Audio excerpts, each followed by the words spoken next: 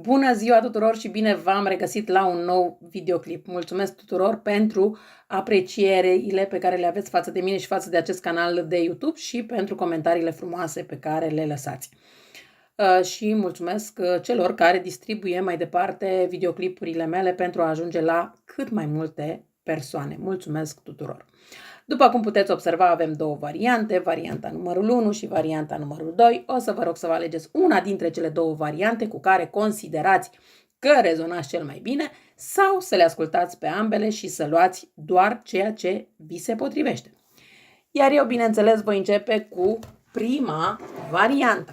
Hai să vedem ce vor să ne spună cărțile de această dată pentru cei care ați ales prima variantă. Și voi extrage câte 5 cărți și vom vedea exact mesajul cărților pentru voi.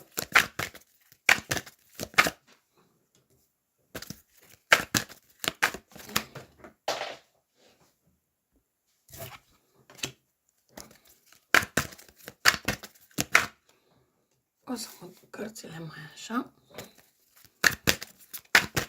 Ce se întâmplă oare cu voi? De ce vă simțiți atât de dezamăgite, dezamăgiți? Da? E o situație un pic aici mai tensionată pentru o parte dintre voi. Pe lângă asta este posibil chiar să și aveți destul de multe frici. Poate frica de abandon, frica de sărăcie, frica de, nu știu, pierderea locului de muncă, dar există foarte, foarte multe frici. Bineînțeles că este o etalare generală, nu personală și nu vi se poate potrivi tuturor, dar unii dintre voi văd că aveți aceste frici de a pierde ceva, de a pierde persoana dragă. Aici este posibil să fie vorba despre o situație în care simțiți că persoana vă ascunde ceva, în care simțiți că are foarte multe secrete față de voi, că nu vă spune ceva și poate chiar vi se pare că simțiți, aveți impresia că simțiți faptul că vrea să se despartă de voi.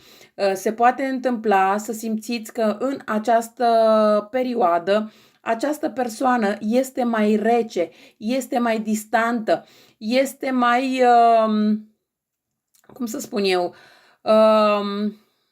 ca și cum vrea să plece din viața voastră. Aici, ca și zodii, vorbim despre zodii cornute, Berbec, Taur, Capricorn, dar avem și zodia Gemeni, Balanță, Vărsător, dar bineînțeles că mai pot fi și alte zodii. Nu doar acestea pe care le-am enumerat sau puteți avea ascendentul sau orice altă planetă în zodiile enumerate. Ideea este că aici, din câte văd, aveți de-a face cu o persoană mai autoritară, o persoană care dorește să dețină controlul, o persoană destul de posesivă. N-aș exclude aici, în unele cazuri, ca această persoană să fie destul de narcisistă. Aici văd că mai avem inițiale de M, de N, D, S, G sau B. Da? Aici mai este posibil ca această persoană într-adevăr să fie o persoană destul de cunoscută sau o persoană care are afaceri, care are foarte multe afaceri, se ocupă de foarte multe lucruri. Este o persoană inteligentă, dar este acel gen de persoană care dorește să se facă lucrurile cumva în stilul său caracteristic și poate că din acest motiv voi simțiți această duritate, această răceală din partea persoanei la care voi v-ați gândit când ați ales această variantă.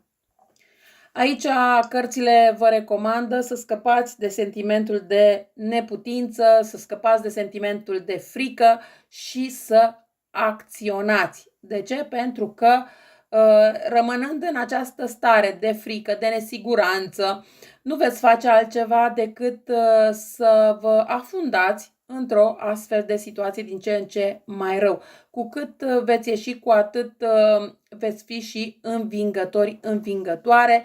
Este bine să vă calculați foarte bine ce câștigați, ce pierdeți în această situație, dacă confruntați sau nu confruntați persoana. Pentru că eu, din câte văd aici, voi sunteți persoane care, până la urmă, chiar dacă ar fi să vă detașați de această persoană, nu este că lucrurile ar merge chiar atât de rău pe cât vi s-a impus. Aici cred că această persoană este și genul de persoană care impune în mod constant, ca și cum la nivel psihic, în permanență vine: nu te descurci fără mine, nu poți fără mine, nu reușești fără mine și așa mai departe. Și atunci cumva voi aveți acest sentiment că voi nu vă puteți descurca fără această persoană. Dar lucrurile nu sunt chiar așa. Aici se mai poate întâmpla inclusiv faptul că poate ați văzut ceva pe rețelele de socializare în legătură cu această persoană și bineînțeles că nu v-a căzut bine. Sau că poate chiar urmează în perioada imediat următoare să vedeți ceva în legătură cu această persoană pe rețelele de socializare și bineînțeles din nou să nu vă simțiți bine, să nu vă simțiți în largul vostru. Dar este bine că stând puțin și gândind și analizând puțin lucrurile la rece, vă va veni o idee nouă. O idee care vă dă curaj să confruntați această persoană acolo unde este cazul sau cel puțin să aveți o discuție amicală și calmă cu această persoană pentru a clarifica lucrurile. Pentru că aici, așa cum pot observa, cred că vorbim inclusiv despre o trădare.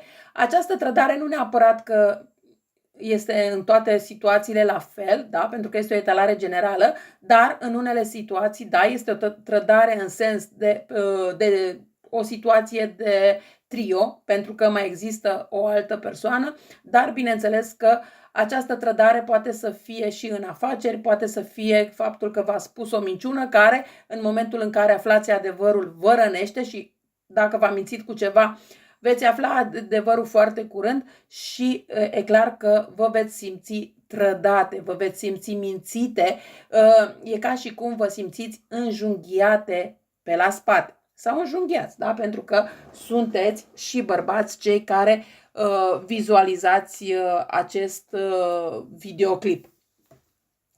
Dar ce mai văd aici, văd că veți reflecta dacă are sens să mai continuați această relație sau nu, dar în special dacă mai are rost să continuați fără să mai investiți. Să mai investiți poate sentimente, poate financiar și așa mai departe, indiferent despre ce investiție vorbim. Dar hai să vedem ce alte lucruri ne mai iasă în această situație. Hai să vedem ce altceva ne mai iasă aici. Dacă ne mai iasă ceva ce ascunde această persoană de voi.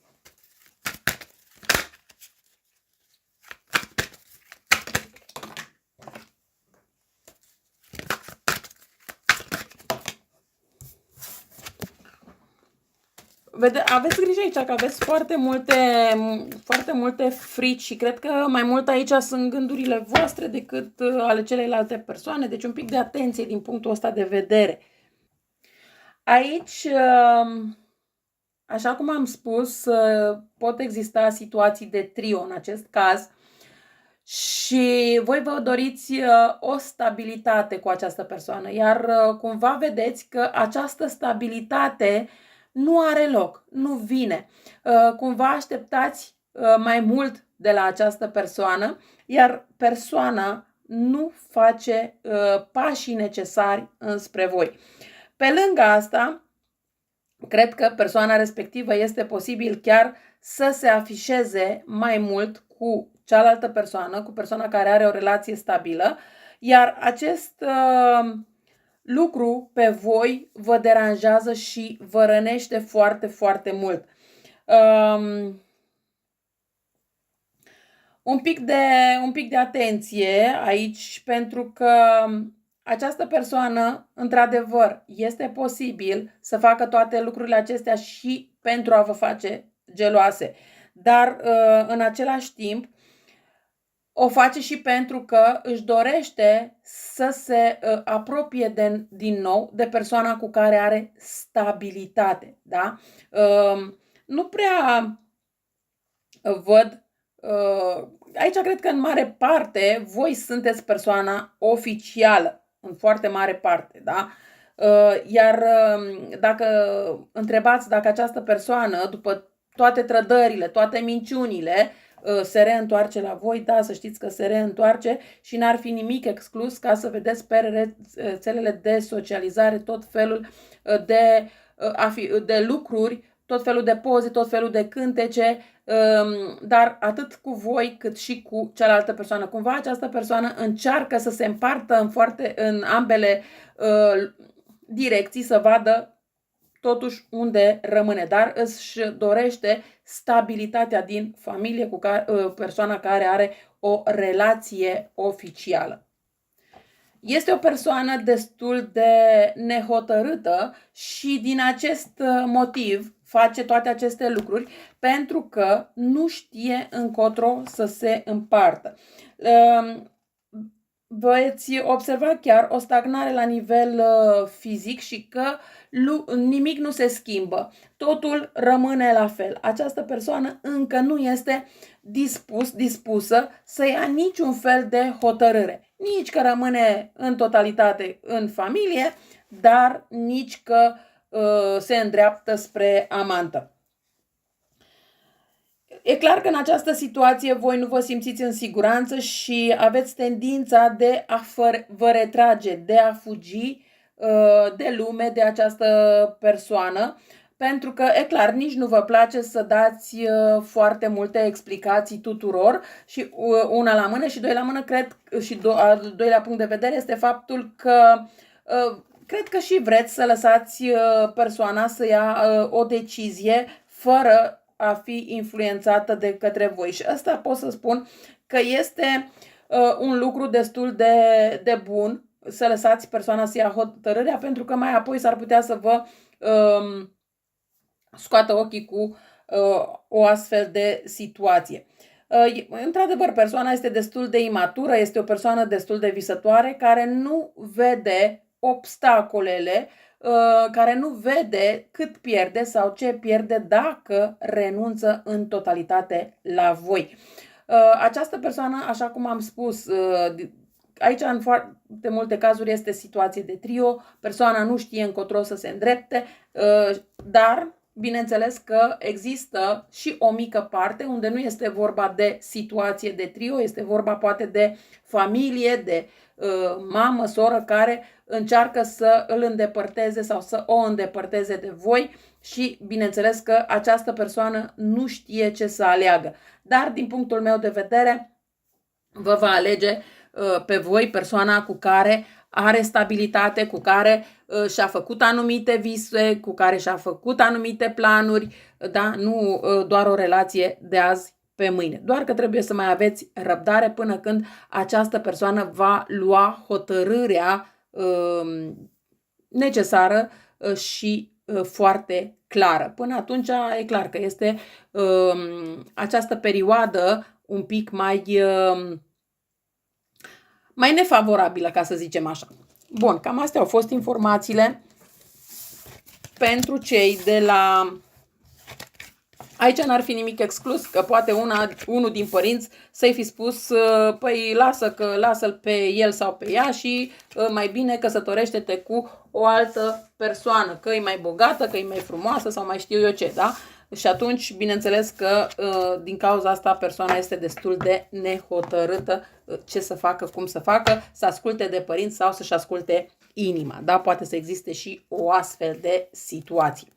Dar să trecem și la varianta cu numărul 2, să vedem și pentru voi ce vor să ne spună cărțile. Hai să vedem. Ce vor să ne spună cărțile pentru voi?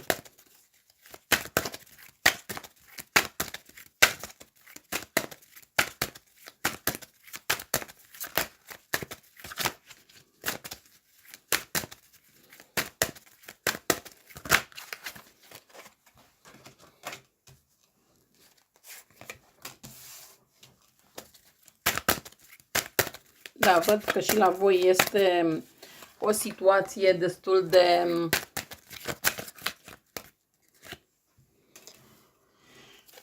Și da, într-adevăr, este o situație... Aici, în primul rând, vorbim despre zodiile cornute, la fel ca și în prima variantă. Poate că sunteți persoane care ascultați ambele variante sau ați fost destul de nehotărâte ce variantă să alegeți și poate acesta este motivul pentru care mi-au ieșit cam aceleași zodii, adică cornute, Berbec, Taur, Capricorn, dar avem și, bineînțeles, aici mai avem și zodia Fecioară, mai avem și zodia Rac, Scorpion sau Pești, da? Bun. Aici ce vreau să vă spun în primul rând este faptul că această persoană vrea să arate că totul este bine, totul este perfect, totul este în regulă. În momentul în care întrebați această persoană, îți este greu sau cum este sau de ce ești supărat sau supărată, de ce? Nu, totul este în regulă, totul este bine, ceva de acest gen. Însă, realitatea este cu totul alta. De ce? Pentru că ceea ce se întâmplă acum în viața acestei persoane la care voi v-ați gândit când ați ales această variantă, lucrurile nu merg într-o direcție pozitivă. Aici chiar o să vă dați seama de acest lucru pentru că foarte curând totul se schimbă. Dar se schimbă destul de imprevizibil. Adică aceste schimbări vor avea loc de la o zi la alta. Nu vorbim aici despre schimbări în timp sau ceva de genul. Adică, dacă astăzi persoana îți spune, vai, sunt bine, uite, sunt fericit, fericită și așa mai departe, mâine, în momentul când vorbiți cu persoana, a doua zi când vorbiți cu persoana, da, vedeți că de fapt persoana este tristă, plânge și așa mai departe, da? Deci vrea să arate o situație care nu este de fapt. Poate că într-adevăr vrea să arate această situație ca să nu vă faceți voi griji sau poate că voi ați avertizat această persoană într-o anumită privință, într-o anumită problemă, dar persoana nu v-a luat în calcul, nu a ascultat, iar acum nu vrea să vină cu capul plecat în fața voastră și să spună că ați avut dreptate. Dar asta nu înseamnă că dacă persoana se abține să nu vă dea dreptate sau că nu spune exact situația care îi, înseamnă că se schimbă lucrurile. Nu, lucrurile sunt la fel, doar că e clar, are un comportament mai ciudat față de voi și voi nu înțelegeți de ce are acest comportament, de ce se poartă așa, ce ascunde și așa mai departe. Aici vorbim într-adevăr despre o persoană care încearcă, sau cel puțin încearcă să fie un bun strateg, să fie înțelept în anumite situații, dar este și o persoană destul de posesivă, geloasă și uneori pot spune că această gelozie este dusă la extrem și chiar are un control aparte asupra partenerului sau partenerei. N-ar fi nimic exclus aici care să vă treziți cu această persoană că vă sună seara pe cameră, de exemplu, și vă spune, ok, arată-mi cu cine ești în acest moment în casă sau arată-mi cu cine ești în acest moment în pat sau, nu știu, tot felul de astfel de lucruri și nu doar acasă, ci poate fi vorba inclusiv când sunteți în afara casei, indiferent că sunteți la job sau sunteți pe stradă, la magazin și așa mai departe. Da, deci vă puteți aștepta inclusiv la astfel de situații din partea acestui partener sau partenerei în următoarea perioadă, chiar dacă până acum nu v-a dat de înțeles că este atât de geloasă, uite că acum această persoană cumva își dă arama pe față. Această persoană, aici pot să mai spun că este o persoană destul de egoistă și vrea ca tot ceea ce se face să fie pentru el sau pentru ea și ori nu oferă deloc din ceea ce are, ori oferă destul de puțin. În același timp, această persoană este genul de persoană care simte nevoia de evadare. Are sentimente de detașare, are cumva dorința de a o lua de fiecare dată de la capăt. De asta să nu vă fie de mirare dacă vedeți că zice mă duc la pescuit, mă duc la, nu știu, plec în altă parte la muncă sau ceva. Este genul de persoană care se plictisește, indiferent că vorbim despre același job sau același partener și atunci simte nevoia de evadare, de detașare măcar pentru câteva zile sau chiar poate pentru o zi, după care, bineînțeles, că revine din nou în familie, în relație și așa mai departe. Deci, din acest motiv are acest comportament un pic mai diferit în această perioadă. Pe lângă asta, da, așa cum am spus, dacă este vorba despre o situație pe care voi o întrebați în permanență, dacă este bine în situația respectivă sau nu este și vă spune da, este bine, o să vă dați seama că de fapt situația nu este chiar așa, că nu este bine. De ce? Pentru că dacă, de exemplu, sunteți la distanță în acest moment, poate este plecat cu jobul sau ceva de acest gen, o să vă treziți pur și simplu cu această persoană la ușă sau vă sună și zice mă întorc acasă pentru că m-am plictisit, pentru că, nu știu, vreau să stau acasă mai mult sau ceva de acest gen, dar de fapt este situația că nu îi este bine în locul în care se află.